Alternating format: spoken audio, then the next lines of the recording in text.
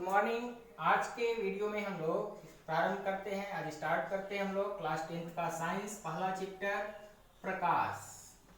और इस प्रकाश के अंदर हम क्या अध्ययन करेंगे? तो प्रकाश का परावर्तन एवं अपवर्तन, परावर्तन और अपवर्तन। सबसे पहले हम ये जानिए प्रकाश क्या होता है। प्रकाश क्या होता है, तो आइए हम बात करें प्रकाश क्या होता है। इसके लिए अब हम कल्पना करें कि किसी बंद कमरे में है और लाइट चली जाती है, बिजली गुल हो गई।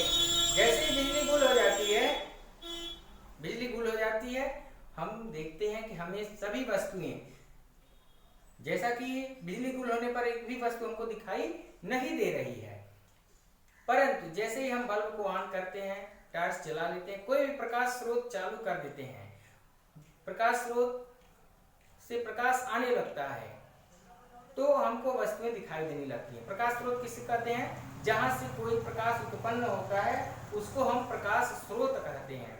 प्रकाश क्या है? प्रकाश एक भौतिक ऊर्जा है जो हमारे दृष्टि ज्ञान को, दृष्टि मतलब नजर को, साइट को, आई साइट को जागृत करता है।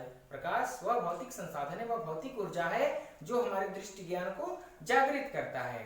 प्रकाश का गुण अब हम अध्ययन करते हैं। प्रकाश के गुणों में क्या देखते हैं? तो अगर हम कहें कि एक प्रकाश सोर्स ले लीजिए कोई भी, ठीक है, और प्रकाश सोर्स में से हम प्रकाश क्या करते हैं, इस तरह से निकाल देते हैं। ये प्रकाश सोर्स निकला हुआ है, इसके रास्ते में कोई एक हम गत्ता लगा देते हैं, कोई भी अपारदर्शी वस्तु, और इसमें एक छोटा सा होल कर देते हैं। हम क्या देखते हैं, इससे होकर के प्रकाश की किरणें एकदम सीधी रेखा में निकलती हुई दिखाई देती हैं। इससे स्पष्ट होता है कि प्रकाश सदैव सीधी रेखा में गमन करता है। प्रकाश सदैव सीधी रेखा में गमन करता है, ठीक है। पहला गुण यह है कि प्रकाश सदैव सीधी रेखा में गमन करता है। और दूसरा क्या है, तो प्रकाश चिकने तल से, चिकने अपारदर्शी वस्तुओं से परावर्तित होता है, अर्थात प्रकाश में परावर्तन का गुण होता है। प्रकाश हमें खुद नहीं दिखाई देता है, परंतु प्रकाश की सहायता से हम वस्तुओं को देख पाते हैं। इसी प्रकार से प्रकाश अगर किसी पारदर्शी माध्यम से होकर गुजरता है तो उसमें अपवर्तन का गुण होता है, प्रकाश में अपवर्तन का गुण होता है। आइए अब हम प्रकाश के गुणों के बारे में अध्ययन करते हैं। प्रकाश का पहला गुण है प्रकाश सरल रेखा। सरल रेखा का मतलब सीधी रेखा में, सीधी रेखा में गमन करता है। गमन करने का मतलब चलता है, ठीक है। और दूसरा क्या है, तो दूसरा गुण यह होता है प्रकाश की चाल, प्रकाश की चाल निर्वात में, निर्वात का मतलब बिना वायु के, निर्वात में 3 × 10⁸ मीटर प्रति सेकेंड होता है। और प्रकाश, तीसरा गुण है प्रकाश के संचरण के लिए माध्यम की आवश्यकता नहीं होती है।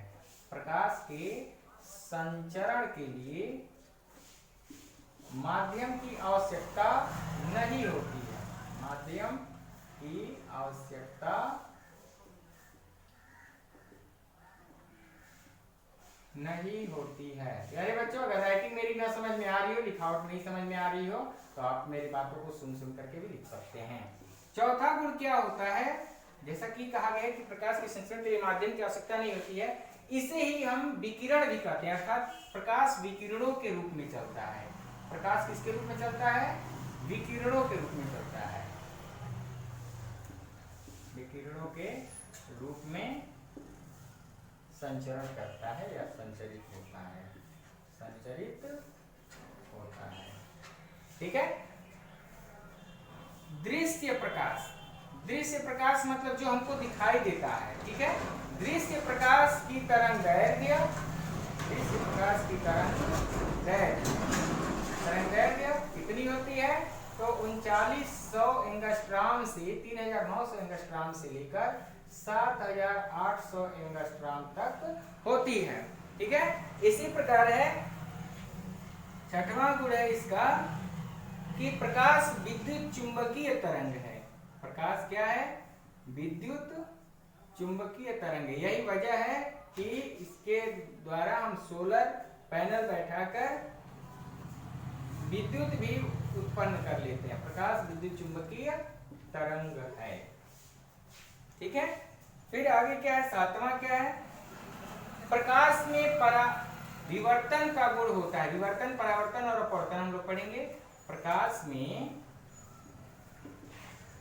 परावर्तन, अपवर्तन तथा विवर्तन का गुण होता है। विवर्तन का गुण होता है। ठीक है, आइए अब हम बात करते हैं प्रकाश का परावर्तन क्या होता है।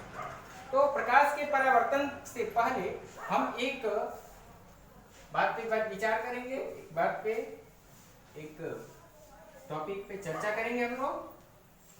क्या, देखिए, जब प्रकाश की किरणें किसी तल पर आपतित होती हैं, किसी भी तल पर, जैसे मान लीजिए हमने कोई तल बना दिया, ध्यान दीजिए, यह कोई तल है और इस तल पर, ठीक है, यह तल है, यह मैं दूसरी तरफ से अपेक बना रहा हूं। अपेक मतलब अपारदर्शक, अपेक मतलब अपारदर्शक है, अर्थात यह अपारदर्शी वस्तु है। ठीक है, जब कोई प्रकाश की किरण किसी अपारदर्शी तल पर गिरती है, आपतित होती है, तो आपतन के पश्चात यह अपने उसी माध्यम में वापस लौट जाती है। अर्थात जब कोई प्रकाश की किरण किसी चिकने तल पर आपतित होती है तो आपतन के पश्चात अपने उसी माध्यम में वापस लौट जाती है। यह घटना प्रकाश का परावर्तन कहलाती है। परिभाषा में हम क्या लिखेंगे, जब कोई प्रकाश की किरण किसी चिकने तल पर आपतित होती है, इसको हम चिकना तल कहते हैं। ठीक है, और यह चिकना तल, ठीक है, चिकने तल पर आपतित होती है तो वह पुनः अपने माध्यम में वापस लौट जाती है। जब कोई प्रकाश की किरण किसी चिकने तल पर आपतित होती है तो टकराकर पुनः अपने माध्यम में वापस लौट जाती है। यह परिघटना, प्रकाश की यह घटना क्या कहलाती है, तो परावर्तन कहलाती है। प्रकाश की यह घटना क्या कहलाती है, परावर्तन कहलाती है। तथा जिस तल से यह परावर्तित होती है उस तल को परावर्तक पृष्ठ कहते हैं। उस तल को हम परावर्तक पृष्ठ कहते हैं। तथा जो किरणें आकर टकराती हैं उनको हम आपतित किरण कहते हैं। आपतित किरण कहते हैं। ठीक है, और जो किरणें टकराने के बाद लौट जाती हैं उनको हम परावर्तित किरण कहते हैं। उनको क्या कहते हैं, परावर्तित किरण कहते हैं। ध्यान दीजिए, आपतित किरण को इस तरह से जाते हुए दिखाया जाता है, टकराते हुए, और टकरा कर वापस यहाँ से निकलते हुए दिखाया जाता है परावर्तित किरण को। ठीक है, और इसी तल के ठीक 90 डिग्री पर, इस तल के ठीक 90 डिग्री पर अर्थात ठीक लंबवत रेखा एक काल्पनिक रेखा होती है। यह एक काल्पनिक रेखा है, यह वास्तव में हमको दिखाई नहीं देता है। ये तो किरणें हैं जो हमको दिखाई दे सकती हैं, परंतु यह सिर्फ हम एज्यूम करते हैं, काल्पनिक रेखा सिर्फ मानते हैं कि हाँ इस तल के अविलंबवत कोई लाइन है। इसी को हम अविलंब भी कहा करते हैं। इसी को हम क्या कहते हैं, अविलंब कहते हैं। ठीक है, तो अब हम ध्यान दें कि परावर्तक पृष्ठ यानी परावर्तक तल, आपतित किरण, परावर्तित किरण, अविलंब, इतना तो हम लोगों ने पढ़ा। अब आगे हम लोग बात करते हैं परावर्तन के नियम। परावर्तन के नियम में पहला नियम हम यह देखते हैं कि आपतित किरण का आपतन बिंदु, जिस बिंदु पर यह आगे गिरती है, आपतित किरण का आपतन बिंदु, अविलंब बिंदु और परावर्तित किरण का परावर्तन बिंदु, तीनों एक ही तल में होता है। अर्थात आपतित किरण, आपतित किरण, परावर्तित किरण, परावर्तित किरण तथा अविलंब, तीनों के बिंदु, तीनों के बिंदु एक ही तल में होते हैं, एक ही तल में होते हैं।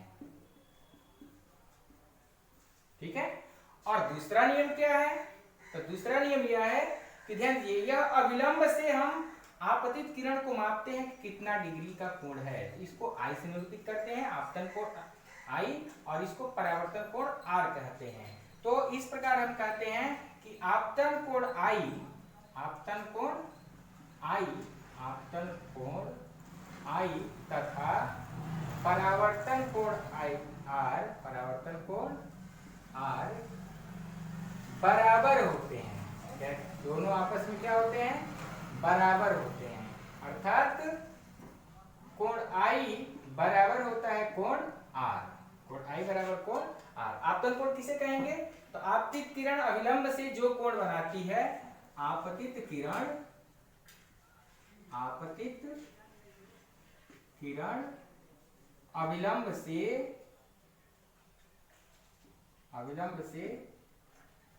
जो कोण बनाती है उसे ही आपतन कोण कहते हैं। प्यारे बच्चों, राइटिंग समझ में ना आए तो बोल रहा हूं ना, उसको आप लोग लिख लेंगे, समझ लेंगे, वो आपतन कोण कहते हैं। ठीक है। इसी प्रकार परावर्तित किरण अविलंब से जितने डिग्री का कोण बनाती है उसको हम परावर्तन कोण कहते हैं। आइए अब हम बात करते हैं दर्पण की। दर्पण क्या होता है? दर्पण की बात करें तो दर्पण वही जो हम लोग घरों में यूज करते हैं, प्रायः चेहरा देखने के काम आता है, वह भी एक दर्पण है, परंतु वह समतल दर्पण है। तो पहले हम लोग दर्पण की परिभाषा पढ़ेंगे, फिर दर्पण के प्रकार के बारे में पढ़ेंगे। जैसे दर्पण क्या है, तो दर्पण के लिए देखें, दर्पण क्या है? दर्पण के लिए हम पढ़ें, यदि किसी कांच के जैसे मान लीजिए कोई भी कांच है, कोई कांच का टुकड़ा है, मान लीजिए यहाँ पे हम ले लेते हैं एक कांच का टुकड़ा, ठीक है ना, ये कांच का टुकड़ा हो गया, ठीक है। इस कांच के पिछले पृष्ठ पर, यानी एक पृष्ठ पर हम क्या करते हैं, पॉलिश कर देते हैं, चाहे पेंट कर देते हैं, आयरन ऑक्साइड, लाल पेंट, कुछ भी कर देते हैं, इसके पीछे एक पेंट कर दिया गया, ठीक है। जब यह पेंट कर दिया जाता है तो यह अपारदर्शी बन जाता है। कैसा बन जाता है? अपारदर्शी। और जैसे ही अपारदर्शी बन जाता है तो इसको हम कहते हैं यह दर्पण है, ठीक है। यानी यदि किसी कांच के एक पृष्ठ को पॉलिश कर दिया जाए तो वह दर्पण बन जाता है, दर्पण की भांति व्यवहार करने लगता है, दर्पण कहलाता है, ठीक है।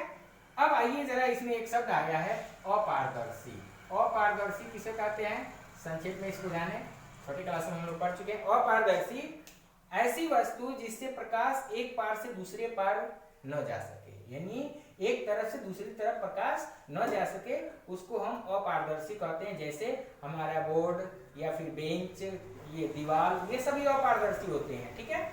और पारदर्शी क्या होते हैं? तो वह वस्तुएं जिनसे होकर प्रकाश पूरी तरह से बाहर निकल जाता है, यानी एक तरफ से दूसरी तरफ निकल जाता है, उनको पारदर्शी कहते हैं। जैसे कांच, ठीक है, जो कलई न किया गया हो, ठीक है, वो पारदर्शी होता है। इसी प्रकार एक होता है पारभासक या अल्प पारदर्शी, ठीक है। अल्प पारदर्शी मतलब कुछ हिस्सा दूसरी तरफ जाएगा, प्रकाश का कुछ हिस्सा दूसरी तरफ जाएगा, प्रकाश का कुछ हिस्सा वापस लौट जाता। जैसे तेल से भिगा हुआ कागज है तो आप देखेंगे उससे धुंधला दिखेगा, या कांच जो हमने कह रखा है उसी को घिस दीजिए तो घिस देने पर क्या होगा, वह भी धुंधला दिखेगा। या गंदला मैला जल ले लीजिए, गंदला मैला या बारिश का जल जो आता है वो सब भी ले सकते हैं। हाँ, तो इस प्रकार से ऐसी ऐसी चीजें हैं जो अल्प पारदर्शी होती है, मतलब कम दिखाई देता है। आइए हम बात कर रहे थे दर्पण की। दर्पण क्या है? तो कांच का वह टुकड़ा जिसके एक पृष्ठ पर कलई किया गया हो, पॉलिश किया गया हो, दर्पण कहलाता है, ठीक है। दर्पण कितने प्रकार के होते हैं? तो दर्पण दो प्रकार के होते हैं। पहला होता है समतल दर्पण। कौन सा दर्पण? समतल दर्पण। और दूसरा होता है गोलीय दर्पण, ठीक है। यदि समतल कांच के एक पृष्ठ पर कलई किया गया है तो इस प्रकार से प्राप्त दर्पण समतल दर्पण होता है, यानी ऐसा दर्पण जिसका दोनों तल समतल हो, ऐसा दर्पण जिसका तल कैसा हो, समतल हो, उसे समतल दर्पण कहते हैं। और गोलीय दर्पण किसे कहेंगे? तो गोलीय दर्पण यह कहेंगे, गोलीय कांच का कटा वह भाग किसी खोखले गोले का, किसी, इसकी परिभाषा अक्सर पूछी जाती है इसलिए लिख लेते हैं, किसी खोखले गोले का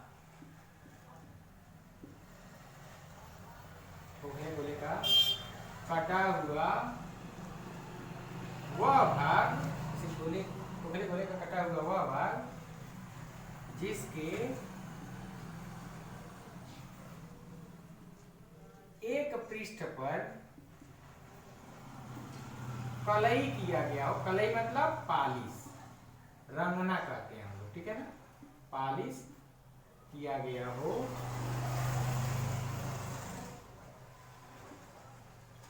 क्या कहलाता है? गोलीय दर्पण कहलाता है। गोलीय दर्पण कहलाता है। अब गोलीय दर्पण भी दो प्रकार का होता है। गोलीय दर्पण भी दो प्रकार का होता है। एक होता है उत्तल दर्पण और दूसरा होता है अवतल दर्पण, ठीक है। उत्तल दर्पण किसे कहेंगे? तो देखिए, एक ऐसा दर्पण जिसके दबे हुए तल में कलई किया गया हो। ये दबा हुआ तल है, ये दबा हुआ है और ये उभरा हुआ है, ठीक है ना। ये क्या है? उभरा हुआ है। आइए इसको पहले मिटा देते हैं, उसके बाद से बनाते हैं अच्छी तरह से।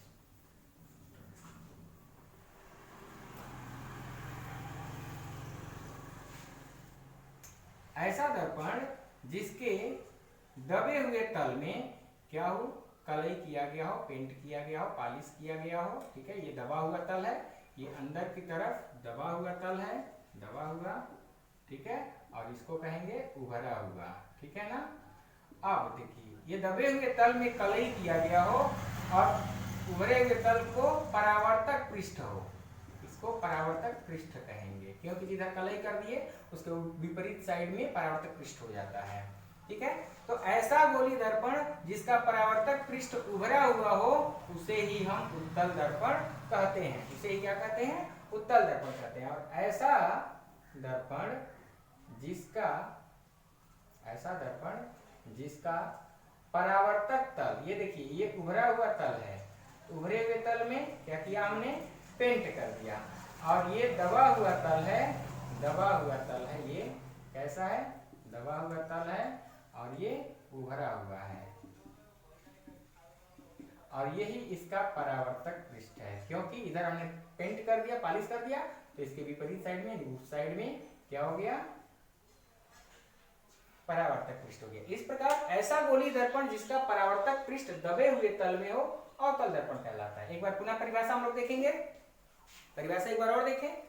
गोलीय दर्पण दो प्रकार के होते हैं, उत्तल दर्पण और अवतल दर्पण। उत्तल दर्पण किसे कहेंगे? ऐसा गोलीय दर्पण जिसका परावर्तक पृष्ठ उभरा हुआ तल हो, उसे उत्तल दर्पण कहते हैं।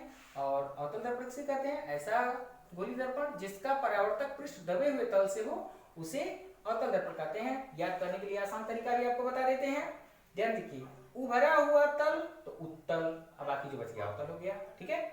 आइए आगे अब हम बात करते हैं दर्पण से संबंधित कुछ परिभाषाओं की। दर्पण से संबंधित कुछ परिभाषाएं। दर्पण से संबंधित कुछ परिभाषाओं में हम क्या क्या पढ़ेंगे? देखिए,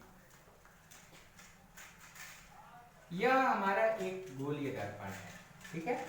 और इस गोलीय दर्पण के उभरे हुए पृष्ठ पर हमने पॉलिश कर दिया। जब उभरे हुए पृष्ठ पर पॉलिश कर दिया तो इसका परावर्तक पृष्ठ दबे हुए तल से हो गया। जब इसका परावर्तक पृष्ठ दबे हुए तल से हो गया, यह कौन सा दर्पण हो गया? अवतल दर्पण। कौन सा दर्पण? अवतल दर्पण, ठीक है। इसे ही कॉनकेव भी कहते हैं, कुछ बच्चे इंग्लिश मीडियम में भी जानते हैं, ठीक है। आइए देखते हैं, यह जो बना हुआ है, यह कहीं ना कहीं से, ध्यान दीजिएगा, यह जो गोलीय दर्पण, हमने पहले क्या रखा है? गोलीय, तो जिस गोले का यह भाग है, ठीक है ना, तो इसके मध्य बिंदु को, इसको हम द्वारक कहते हैं। क्या कहते हैं? यानी दर्पण के, गोलीय दर्पण का जो परावर्तक पृष्ठ होता है, उस परावर्तक पृष्ठ को द्वारक कहते हैं। तथा इसके परावर्तक, आपकी परिभाषा यहाँ स्क्रीन पे चल रही है, परावर्तक पृष्ठ के मध्य बिंदु को, परावर्तक पृष्ठ के मध्य बिंदु को P कहते हैं या ध्रुव कहते हैं। परावर्तक यानी गोलीय दर्पण के परावर्तक पृष्ठ के मध्य बिंदु को क्या कहते हैं? ध्रुव कहते हैं। तथा यह गोलीय दर्पण का द्वारक जिस गोले का भाग होता है, मान लीजिए हम इस तरह को ऐसे खींच दे गोला, ठीक है, और इसका सेंटर यहाँ हो, ठीक है ना। तो जिस गोले का भाग होता है उसके केंद्र को हम क्या कहेंगे, उसके केंद्र को वक्रता केंद्र कहते हैं। क्या कहते हैं? वक्रता केंद्र कहते हैं, ठीक है जी। और वक्रता केंद्र और ध्रुव को मिलाने वाली रेखा, वक्रता केंद्र और ध्रुव को मिलाने वाली सीधी रेखा क्या कहलाती है? वक्रता केंद्र और ध्रुव को मिलाने वाली रेखा प्रिंसिपल एक्सिस अर्थात मुख्य अक्ष कहलाती है, मुख्य अक्ष कहलाती है, ठीक है। और दर्पण के ध्रुव तथा वक्रता केंद्र के बीच की दूरी को वक्रता त्रिज्या कहते हैं, वक्रता त्रिज्या कहते हैं। क्या कहते हैं? यानी C से P तक की दूरी को वक्रता त्रिज्या कहते हैं। एक बार पुनः फास्ट देख लीजिए। गोलीय दर्पण के परावर्तक पृष्ठ को द्वारक कहते हैं। द्वारक का मध्य बिंदु ध्रुव होता है, ध्रुव, और गोलीय दर्पण जिस गोले का भाग होता है उसके केंद्र को वक्रता केंद्र कहते हैं, तथा वक्रता केंद्र और ध्रुव को मिलाने वाली रेखा मुख्य अक्ष कहलाती है। इसी प्रकार वक्रता केंद्र और ध्रुव के बीच की दूरी को वक्रता त्रिज्या कहते हैं, या इसे ही कभी ये भी कहते हैं दूसरी भाषा में कि गोलीय दर्पण जिस गोले का भाग होता है उसकी त्रिज्या को वक्रता त्रिज्या कहते हैं। दर्पण के मुख्य अक्ष के समांतर जाने वाली किरणें दर्पण से टकराने के पश्चात मुख्य अक्ष के जिस बिंदु से होकर जाती है उसे हम फोकस बिंदु F कहते हैं। अर्थात मुख्य अक्ष के समांतर जाने वाली किरणें टकराने के पश्चात मुख्य अक्ष के जिस बिंदु पर टकराती हैं, जिस बिंदु से होकर जाती हैं, उसे मुख्य फोकस कहते हैं, तथा इस तल को मुख्य फोकस तल कहते हैं। और आपको जानकारी के लिए बता दें कि यह बिंदु P और C के ठीक बीच में होता है। अर्थात वक्रता फोकस दूरी की हम बात करें F बराबर तो वक्रता त्रिज्या की दूरी के आधा होता है। अर्थात फोकस दूरी बराबर वक्रता त्रिज्या बटे 2, या 2 गुणे फोकस दूरी बराबर वक्रता त्रिज्या। ये होता है आज के वीडियो में। बस इतना ही प्यारे बच्चों। और कल के वीडियो देखने से पहले आप लोग अपना स्केल और क्या बोलते हैं पेंसिल दोनों आप अपने साथ रखेंगे ताकि हमको किरण आरेख समझाने में आसानी रहे। अगले दिन बहुत इंपॉर्टेंट टॉपिक है दर्पण का किरण आरेख, दर्पण से प्रतिबिंब किस प्रकार बनता है, इसका हम लोग अध्ययन करेंगे।